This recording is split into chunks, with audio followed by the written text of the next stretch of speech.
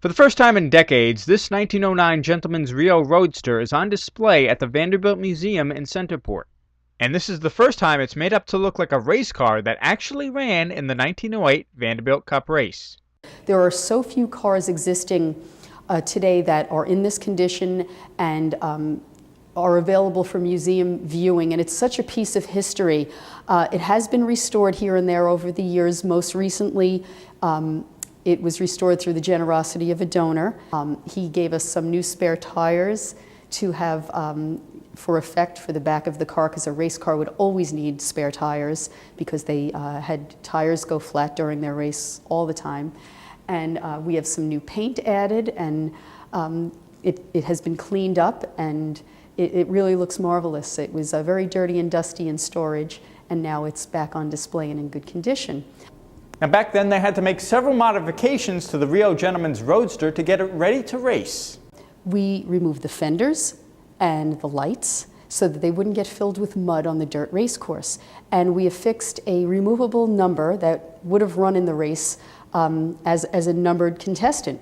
The 1909 Reo Gentleman's Roadster held 2 passengers. It had an emergency seat in the back that would actually hold 2 more. Its original price back in 1909 was $1,000, and that included the flip-up top that it had on it to protect you from the rain. The car was 18 to 20 horsepower, 2-cylinder, a horizontal opposed motor, a 4 3/4 inch by 6 inch with automatic positive gear and gravity lubrication, 2 speeds and reverse by planetary gear with multiple disc clutch and direct noiseless chain drive. It had a 96-inch wheelbase, front axle I-beam section of high-grade drop forging, and rear axle tubular with roller bearings.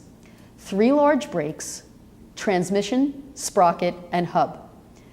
Its gasoline capacity was 12 gallons, its water capacity 4, with very little evaporation.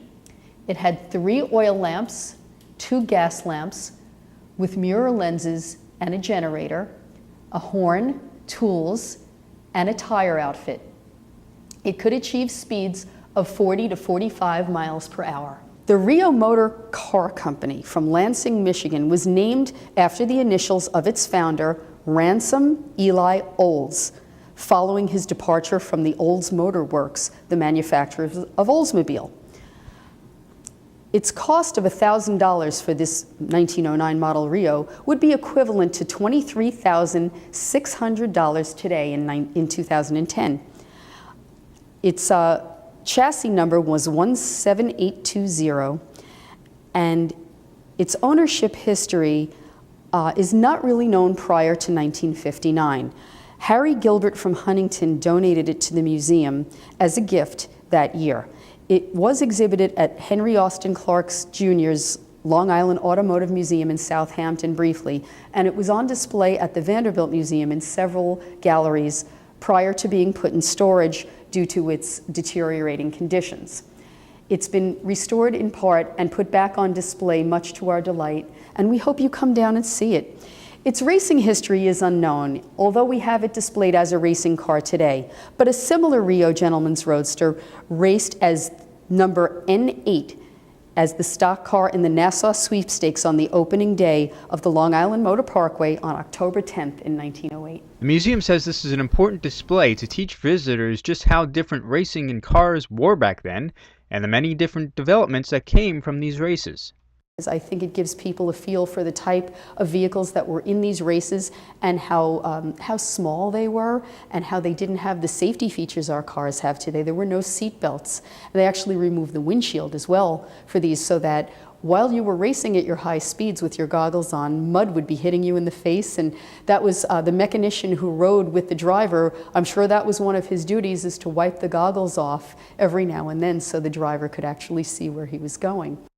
For more information, you can check out their website at vanderbiltmuseum.org. In Centerport, Collora reporting.